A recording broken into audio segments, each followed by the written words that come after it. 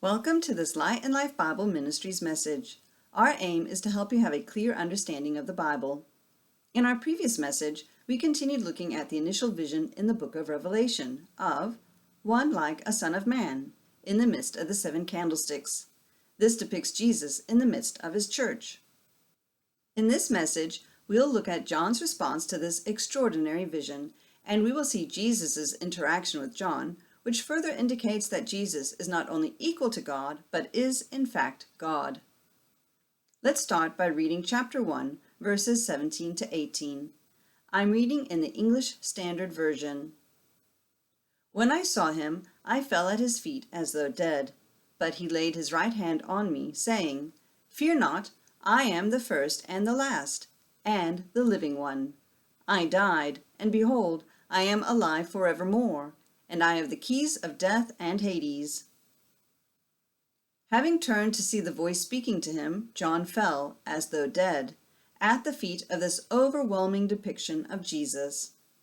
This is not unlike the response of the prophets when they found themselves in the presence of God. Isaiah said, Woe is me, for I am undone, because I am a man of unclean lips, and I dwell in the midst of a people of unclean lips. For mine eyes have seen the King, the Lord of hosts. Isaiah 6, verse 5, King James Version. Ezekiel responded similarly, writing, Such was the appearance of the likeness of the glory of the Lord, and when I saw it, I fell on my face. Ezekiel 1, verse 28b. Jesus' response to John is one of reaffirming grace and mercy, just as God had been toward the prophets in the Old Testament. John wrote, He laid his right hand on me. This was a touch of care, as seen by the accompanying words, Fear not. And the assuring hand carried authority, depicted by John saying Jesus reached out with his right hand, which is a symbol of authority. Jesus' words, I am the first and the last, echo the words of God in the Old Testament when he says in Isaiah 44, verse 6, Thus saith the Lord God, the King of Israel, I am the first, and I am the last, and beside me there is no God. By using the same words, Jesus is unequivocally saying that he is God. Also, by calling himself the living one, Jesus depicts himself as the originator of life who, like God, has life in himself.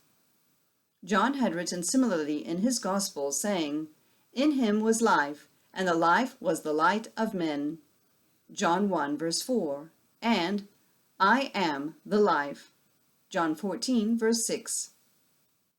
I am prefaces the living one, and reflects the other I am sayings that John used in his Gospel, and later in Revelation, to depict Jesus as God. In Revelation 21, verse 6, Jesus says, It is done. I am the Alpha and the Omega, the beginning and the end. To the thirsty I will give from the spring of the water of life without payment.